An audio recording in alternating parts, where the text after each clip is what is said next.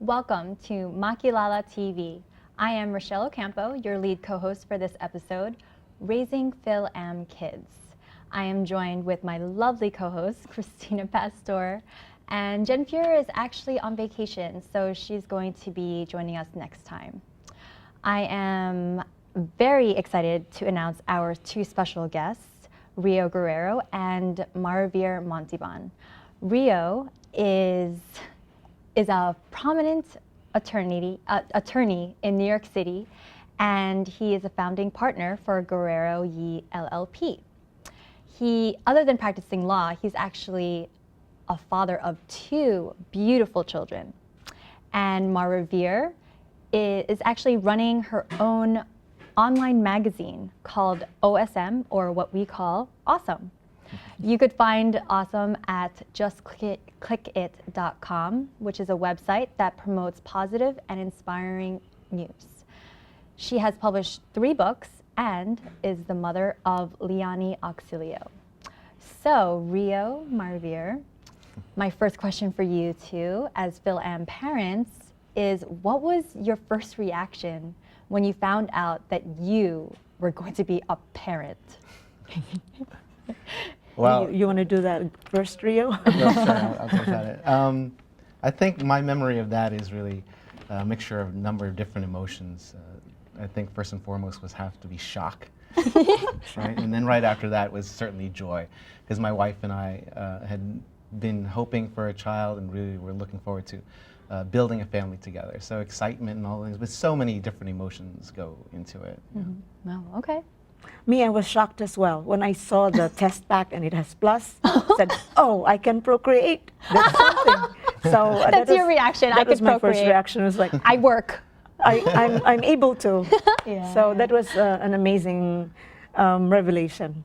But when you It got was shocking, pregnant, though. when you got pregnant, Marivir, you were in Manila. You were in the I was Philippines. in Cebu. You were in Cebu, so you did not realize that you were going to be, at some point in your life, become a Phil-Am parent. No, Okay. never. I so never tell had us about that journey toward being a Phil-Am parent. Oh my gosh, that's so, one of the. Liani joined you when Liani she was a teenager, 16 right? when she was when she moved to the U.S. She did not like me for moving here and uprooting here and uprooting her in the U.S. because she was pretty much comfortable in our homeland. She has friends. She has grown up with friends. My friends are her aunties, titas, and all that. But then we have to make adjustments. Life is a surprise, and so we thrived. We're like, it's an attitude thing. Yeah. Oh, well, how do you think that you were able to preserve Filipino cultures with both of your kids? Well, your 2 kids and Liani. Was it just the food, or was it some sort of Filipino Mano Po? Like, what kind of cultures did you try to preserve in your kids? Well, so myself, I'm a second-generation Filipino American, born and raised of 2 parents who immigrated here, and my wife also second-generation Filipino. So we face, I think, certain challenges. One of the things is we don't have the command of Tagalog the way my parents did, and so passing on language to our children is difficult. But we try and do other things, obviously, to keep them part of the community and to make sure that they have a good grasp of their history and culture, whether it be through food, song and dance, just involvement in the community, making sure that they have friends and family that they're interacting with all the time who are Filipino. Is that important to you, Rio, passing on the language? Like, couldn't that be the role of your parents, of the grandparents of the kids?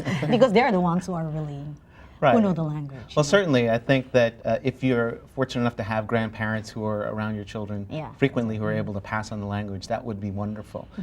So, unfortunately, we don't have that right now. You did not live with parents close by to your grandparents. Right. So the kids' grandparents. Yeah. So one set of grandparents has taken the very comfortable life in Florida these days, and I can't blame them. Oh, okay. So they're just not around anymore. yeah. And my father passed away. My mother doesn't live nearby. But language, I think, is really important. But I think there's still so many other ways that they can connect. I mean, my daughter can't eat enough sinigang, and my son, She's in a you know, phase, sinigang yeah, phase. and my son just can't have enough garlic rice. So I mean, there's always things to Yeah. connect them to. The They are certified Filipino. Yeah.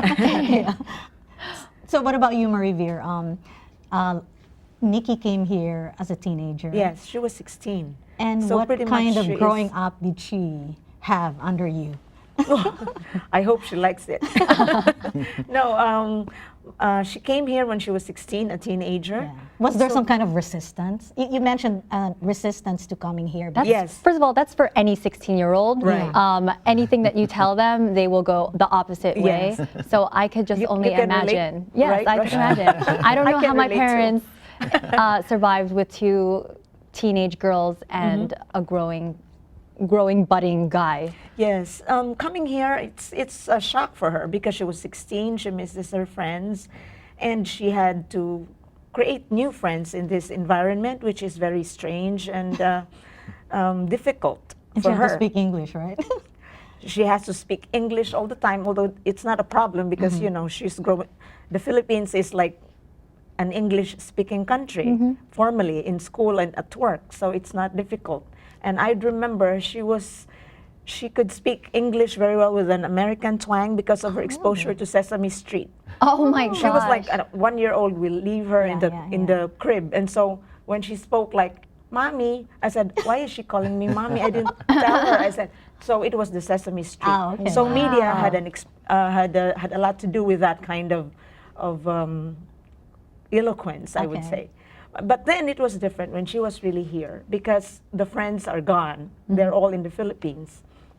And even my support system was not around anymore. I went, thank God for Facebook because I'm able to chat with them, but it's different here.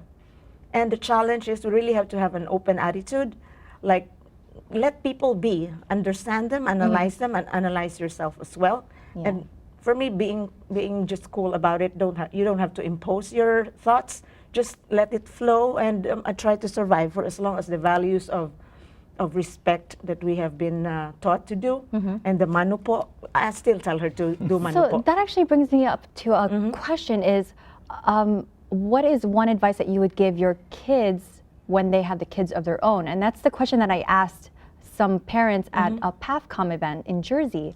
And they all had a similar trend. And I wanted to see what you guys would answer. So what is one piece of advice that you would give your kids when they have kids of their own? Well, I think it's something that is passed down from Filipino parents generation to generation, which is you have to have a knowledge and a respect for your history and your heritage. You have a responsibility to pass that on. You should be proud Filipinos, and that's what I would want our children to be able to pass on to their children. Okay. And For Marvin? Nikki, I would always tell her that the more important thing to pass on to her children would be discipline and respect. And beyond being educated, one has to be ethical, one has to be more compassionate, because that is more important than, it's important to earn money, to have prestige, but it's important to be compassionate and kind as well, I love and that. faithful. I'm curious about your parenting styles. Are you helicopter parents or free range parents? Free range, like chicken, Free range, like let the Organic. kids organic. You can raise your let allow the them kids, to allow them to. You trust them to be responsible enough, so you're not hovering over them all the time. Rio, helicopter is you're hovering over Right, them. no, I understand. Yeah, sure. I think, I don't know if it's our generation, but I think parents in our generation seem to be very much helicopter parents these days. Is that for and you sort of and John, managing or- everything for their kids and planning it all out. And but I think initially my wife and I started off a little bit of helicopter parents, our first child. But I think as we had our second child, and now as our second one's growing older, you have to step back, I think, or we believe we have to step back, and we are stepping back, giving them the opportunity to, push their boundaries and to seek out what's new to them and what they're interested in. And as parents also, there's a lot to learn for them, I think, through their failures as well as through their successes. So you have to sort of step back. You can't manage everything. You have to step back at the same time, make sure that you can still see them. Yeah. And then far I think that's very Filipino. The telescope. Yeah, Maribir? I think I'm more of a, sadly, I guess I'm a helicopter mom. Yeah, I'm a stage mom. And that's another category. Yes, because I only have one child, so I think that's the one of the main reasons, and that's that. Maybe Even at this point, when Nikki's, I think, 22, right? yeah, Or she's 21. 22, Yeah. and I think she's annoyed. I can imagine. But honestly, I'm trying to distance myself already because, like, I have one child, I'm a single mom, so my world is her and myself, and everybody else is like external. Well, except my mom and my aunt and everybody else here in the U.S. So Yeah. I'm trying to learn. Well, parents learn too from children, you Yeah, know. yeah, It's not just us teaching them; we learn from them as well. Yeah. So it's kind of exciting adventure, a big adventure. Rio, do you and Joan have conflicting parenting styles, or? Oh, I think that, my wife and I are very similar in many ways, but of course we're our own unique people. So certainly there are sometimes conflict with respect to, okay, well, is this what he should be doing or she should be doing as far as our kids go? And that's not just about like, should we give him candy? Don't tell mom. right. So we are, of course, devoted to, as like most parents, putting together the united front, right? Messaging properly to our kids so they can't go play one of us against the other. Oh, that is very Are they funny. starting to be that way with you? I think that their kids find ways to get what they want. And certainly the 7-year-old, he's strategizing. I know. That's good. Like manipulating. Yeah. Like you say, it's strategizing, not manipulating. Right. You're not going to use a negative word. Yeah, here. very different. Right. That's right. So what are your concepts on discipline? How do you discipline your kids? You want to say it first, Rio? Okay, I'm curious about your concept of discipline. How do you discipline your kids? Marivir?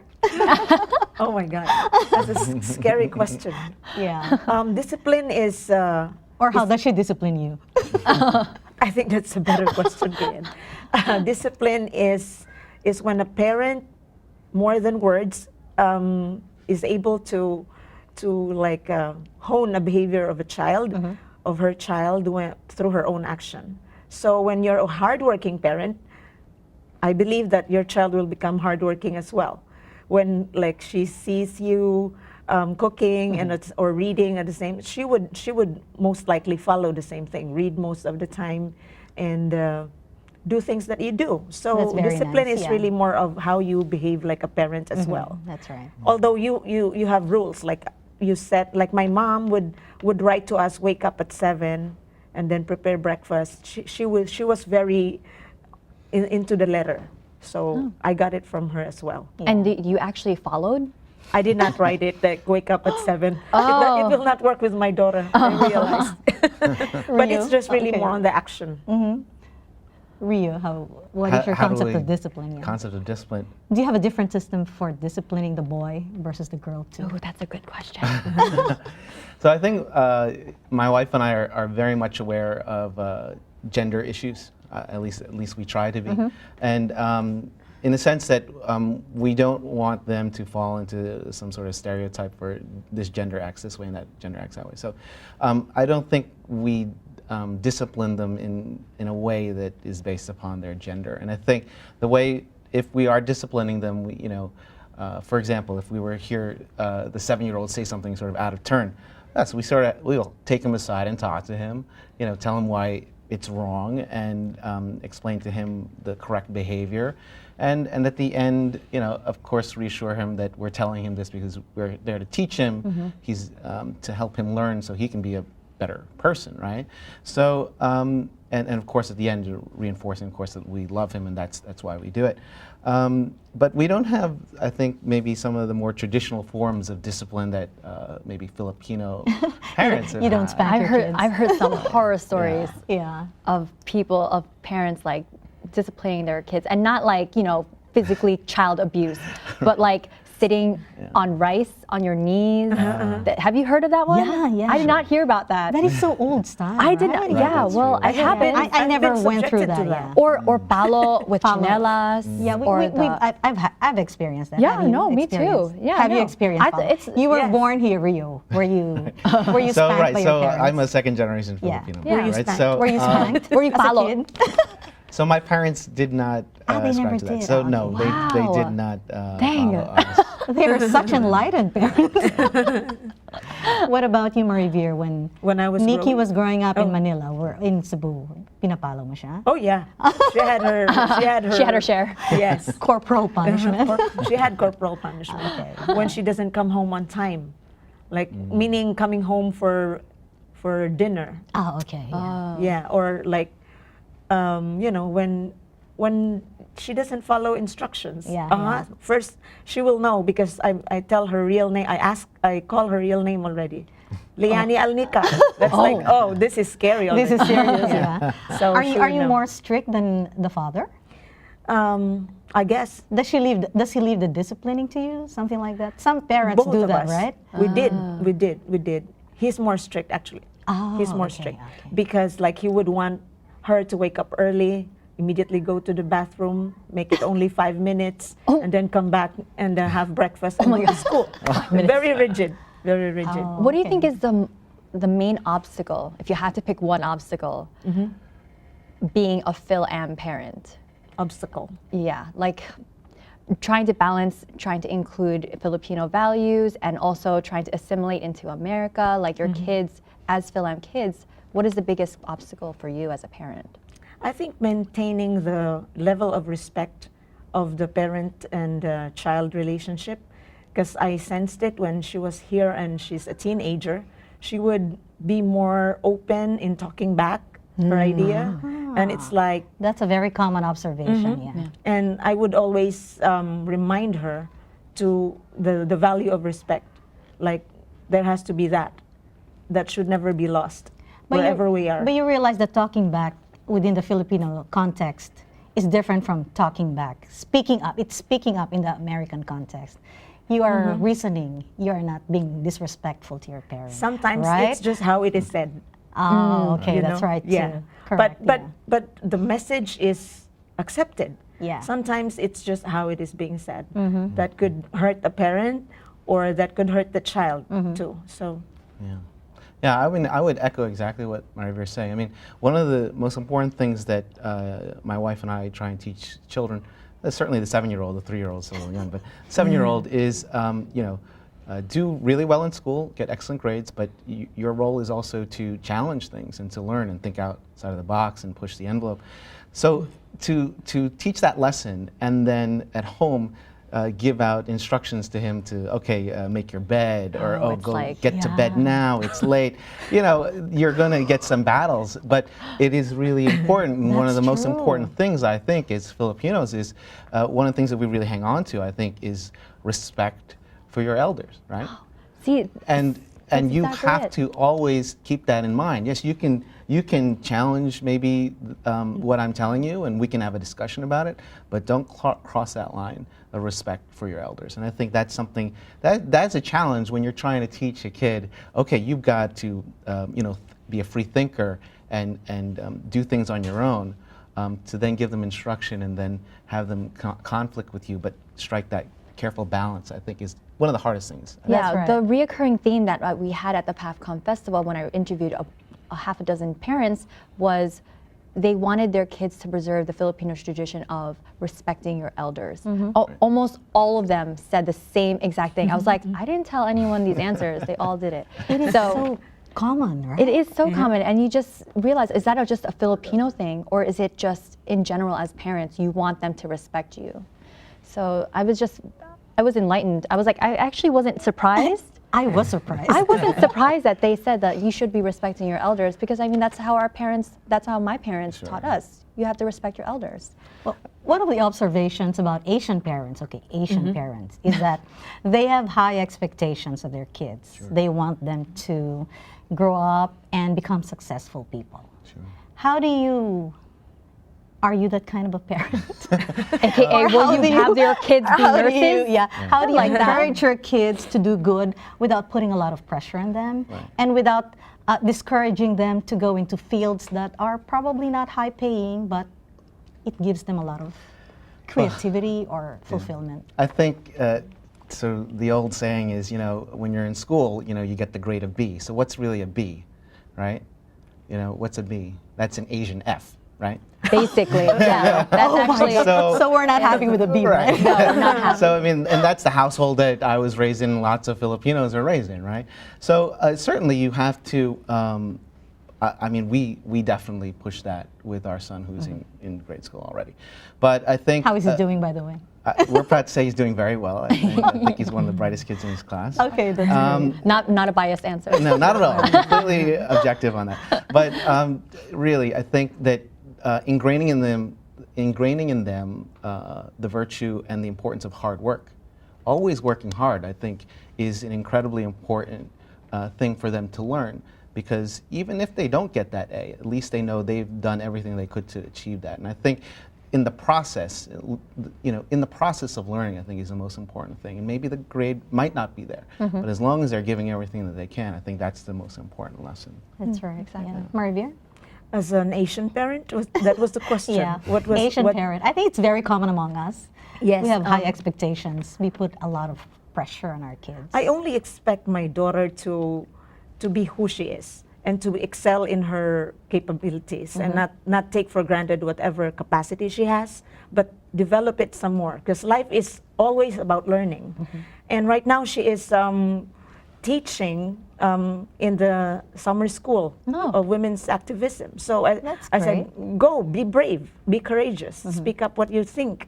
And so I allow that. For as long as it's not corrupt, it's not towards corruption, it's not about being selfish, I let her be. And the more important thing is you're happy and healthy, go. I'm still your stage mom. I'm still your stage mom. I'm your number one supporter, basically. So I wanted to just close it up because it was very engaging conversation, but we're out of time. And I just wanted to thank you both. It's really because of you two, of parents, Phil-Am parents, the unsung heroes of our community, that you engage both in the community, both of you are community leaders, at least in my eyes. And I really want to recognize you two as parents as well. And I want to thank all the parents out there because you have a tough job, and I can't wait for one day You're next. to experience that. So thank you again for coming here. Thank you. Thank you, Rachelle Thank and you. Grid. That's great.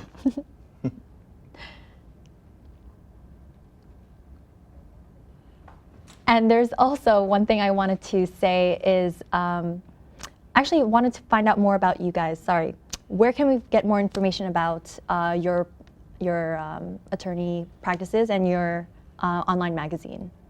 So my law firm, you can go to www.guerreroye.com to learn more about our law firm, or just Google us, and I'm sure you'll find lots of stuff about our law firm. And you can just click it .com. But the thing is, you don't. www.justclickit.com. We will have our stories there. Most of the time, I go out to the community and in the mainstream society sometimes. So we write what we feel like. All right. Thank you again for everything. Thank you. Thanks.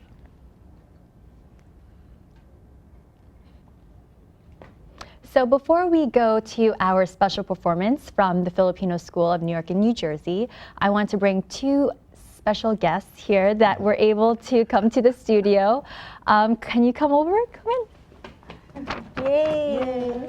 Yay! So these guys look fairly familiar. They kind of look like you, Rio. Yeah. So these are your two kids, and I'm so glad that they were able to come out and just support you.